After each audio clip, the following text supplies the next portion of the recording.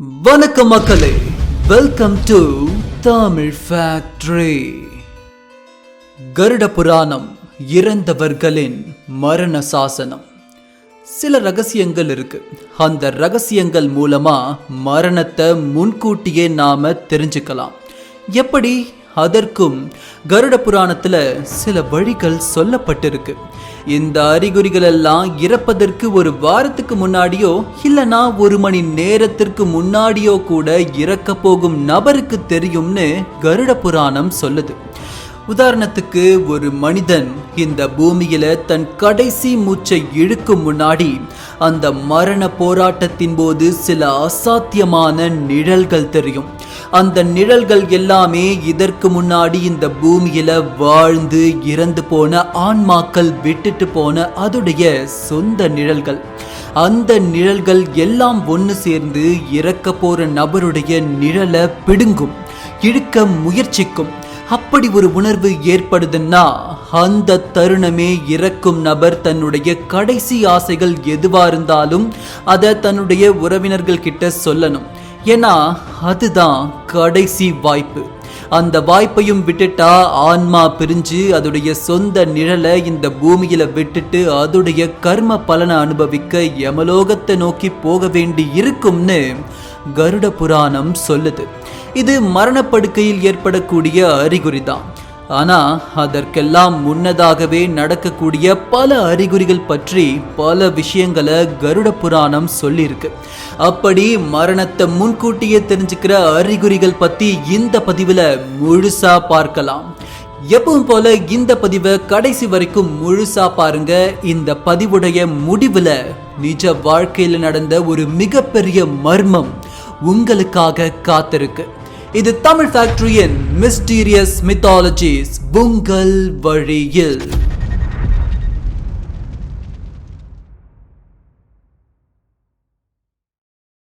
முதல் அறிகுறி, கருப்பு உருவங்கள்.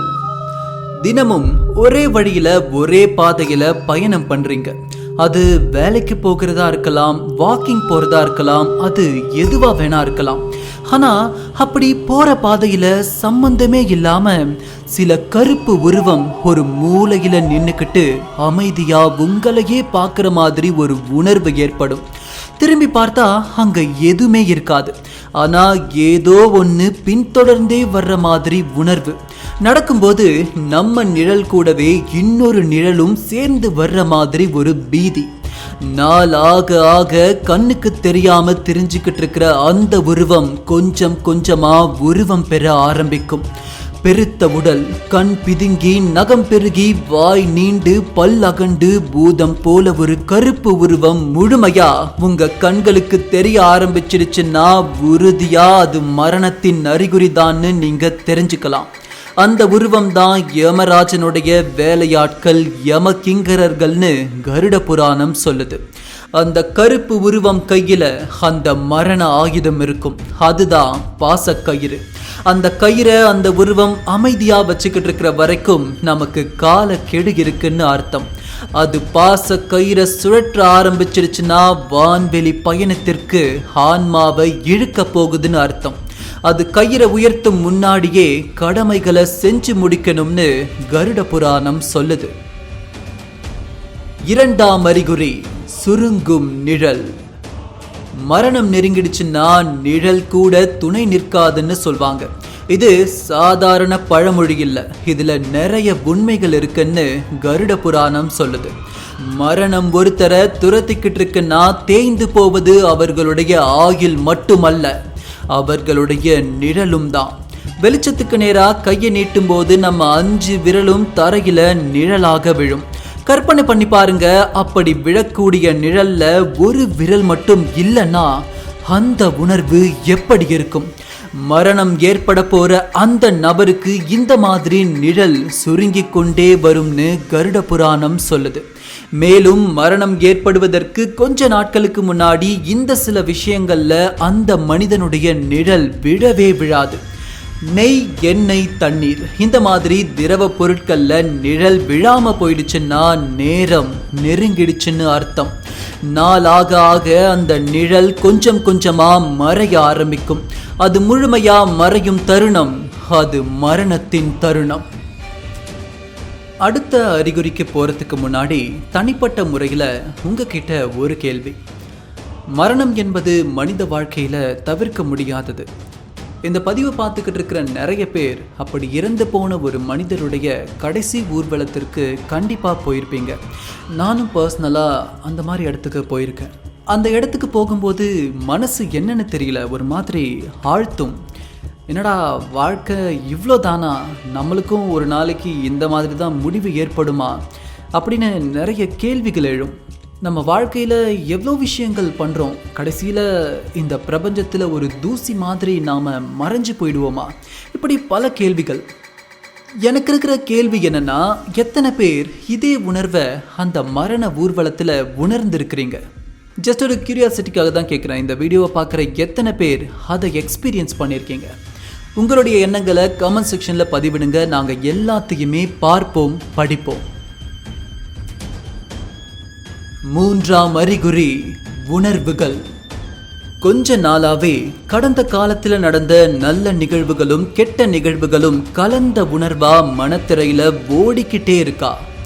இரவு தூங்கும்போது கனவுல வாழ்க்கையில் செய்த மிகப்பெரிய தவறுகள், யார்கிட்டையுமே சொல்ல முடியாத ரகசியங்கள் எல்லாமே மீண்டும் மீண்டும் கனவா வந்துகிட்டே இருக்கா. என்னைக்கோ சின்ன வயசுல வாழ்க்கையில் செய்த ஒரு சின்ன தவறுக்கு இன்னைக்கு உக்காந்து பெருசா வருத்தப்படுற மாதிரி இருக்கா. இப்படி பல மனப்போராட்டங்கள்ல சிக்கி தவிக்கிறீங்களா? அப்படின்னா இது விடுதலைக்கான நேரம்னு கருட புராணம் சொல்லுது. குறிப்பா இப்படிப்பட்ட நிலையில வாழ்க்கையில செய்யணும்னு நினைச்ச விஷயங்கள், கேட்கணும்னு மிச்சம் இருக்கிற மன்னிப்புகள், இது எல்லாத்தையும் செஞ்சு முடிச்சுக்கங்கன்னு மரண புத்தகம் சொல்லுது. மேலும் இந்த உணர்வுகள் உச்சத்தை அடையும் நேரத்துல செய்த தவறுகள், சொல்ல வேண்டிய ரகசியங்கள், இது எல்லாத்தையும் மத்தவங்க கிட்ட சொல்லி கொட்டிடணும்னு மனசு ஏங்கி தவிக்கும். இந்த அறிகுறி மரணம் அருகில் வந்துடுச்சுன்னு சொல்ற மற்றும் ஒரு அறிகுறி. மேலும் இந்த கருட புராணத்துக்கு நீங்க புதுசுன்னா, இந்த கருட புராணத்துல இறந்த பிறகு என்ன நடக்கும், நரகம் எப்படி இருக்கும், அங்க இருக்கிற தண்டனைகள் எப்படிப்பட்டது, இந்த மாதிரியான விஷயங்கள் எல்லாத்தையும் சேர்த்து ஒரு மிகப்பெரிய பதிவை ஏற்கனவே உருவாக்கி இருக்கும். அந்த வீடியோக்கான லிங்க் இந்த வீடியோவோட டிஸ்கிரிப்ஷன்லயும் ஐ பட்டன்லயும் இருக்கும். இந்த வீடியோ முழுசா பார்த்துட்டு அதையும் செக் பண்ணி பாருங்க. நான்காம் அறிகுறி மர்ம கதவு. மரணப்படுக்கையில் இருக்கும்போது சுற்றி உறவினர்கள் எல்லாம் கவலை தோய்ந்த முகத்தை காட்டும் போது அவங்க எல்லாரையும் தாண்டி சற்று தொலைவில் ஒரு வெளிச்சம் தோன்றும். ஆரம்பத்தில் அந்த வெளிச்சத்தை பார்த்தா கண்கள் கூசலாம். ஆனா நேரம் ஆக ஆக சுற்றி இருப்பவர்களுடைய உருவங்கள் கொஞ்சம் கொஞ்சமா மறையும். அதே தருணம் அந்த வெளிச்சம் கொஞ்சம் கொஞ்சமா விலகி ஒரு பெரும் கதவு கண்களுக்கு தெரியும். அந்த கதவுகளுக்கு பின்னாடி இருந்து சில மர்மமான குரல்கள் கேட்கும். அது ரொம்ப பழக்கப்பட்ட குரல் மாதிரி கூட தோணலாம். அந்த மர்ம கதவு திறக்காது. அது திறந்துடுச்சுன்னா அந்த கதவு உங்களுடைய கண்களுக்கு தெரியாது. காரணம், கதவுக்கு பின்னாடி உங்க ஆன்ம உலகத்துல சங்கமிச்சு இருக்கும்னு கருட புராணம் சொல்லுது. இப்படிப்பட்ட ஒரு மரண அறிகுறி உலகத்துல நல்லது மட்டுமே செஞ்சு நல்ல ஆன்மாவா உலகத்துல வாழ்ந்த ஜீவன்களுக்கு மட்டுமே தெரியும்னு மரண புத்தகம் சொல்லுது. இந்த மர்ம கதவுகளுக்கு பின்னாடி கேட்கப்பட்ட குரல்களுடைய உருவங்களும் உங்க கண்களுக்கு தெரியும். அதுதான் அடுத்த அறிகுறி. ஐந்தாம் அறிகுறி அவர்கள். அந்த மரண வாயிலில் தொண்டை வறண்டு போகும், தோலில் ஈரப்பதம் நிறைந்து போகும், உடல் லேசாகும், ஒலி கேட்காது, காது அடைக்கும், சப்த நாடியும் உறக்கம் கேட்கும், அங்கம் குளிர்வடையும், வாழ்வில் நடந்த அனைத்து சம்பவங்களும் இமைக்கும் நொடியில் காட்சிகளாய் மனதிற்குள் ஓடும், கண்கள் அமைதியை தேடி மூடிக்கொள்ளும். இனி எதற்கு தயக்கம், இறந்தவன் செல்லட்டும் இடுகாட்டிற்கென்று அனைவரும் நினைக்கும் போது உங்கள் கைகளை அவர்கள் ஆரப்பற்றுவார்கள்.